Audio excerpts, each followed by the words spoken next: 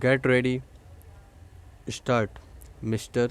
Speaker, sir, I beg to move that the third 5 year plan laid on the table of the House be taken into consideration.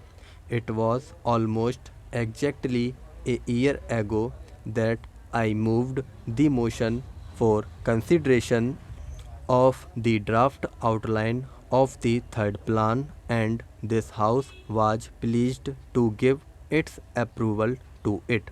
Previous to that, it fell to my lot to place before this House the first 5 year plan in December 1952 and the second plan in May 1956. I am moving this motion for consideration not on behalf of the Planning Commission, of which I have the honor to be chairman, but as a matter of fact, this is not the work of the Planning Commission only. It has had naturally the full cooperation and support of the central government and their departments and ministries, of the state governments, the chief ministers and their governmental apparatus, and a large number of other organizations and specialist individuals who are included in various panels and organizations, even going down in many cases to panchayats and the like, so that this is very much a joint effort, and I should like it to be considered as that joint effort and not the work of a few eminent persons who have given a good deal of thought and labor to its preparation.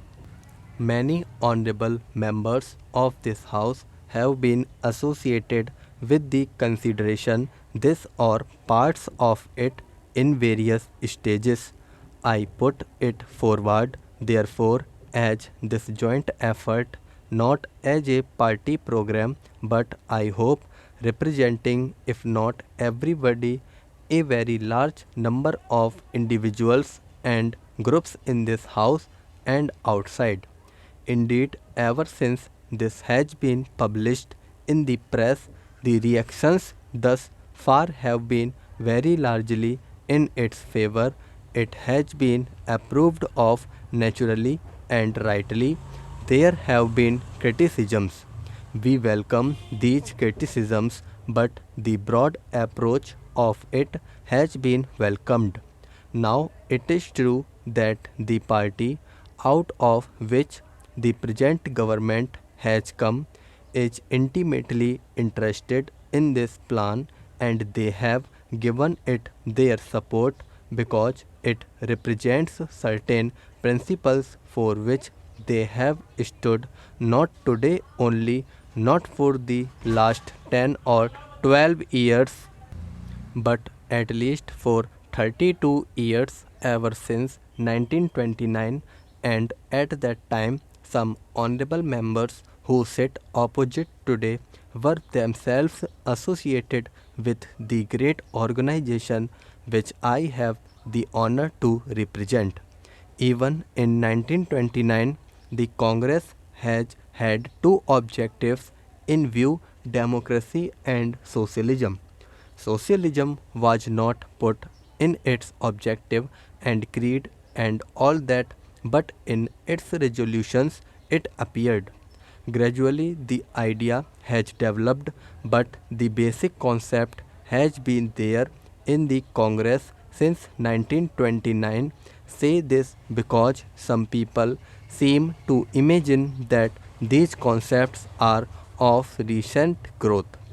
Of course, long before 1929 and long before the Congress more or less officially adopted them, there were large number of people in the Congress and outside who believed in them and spoke about them.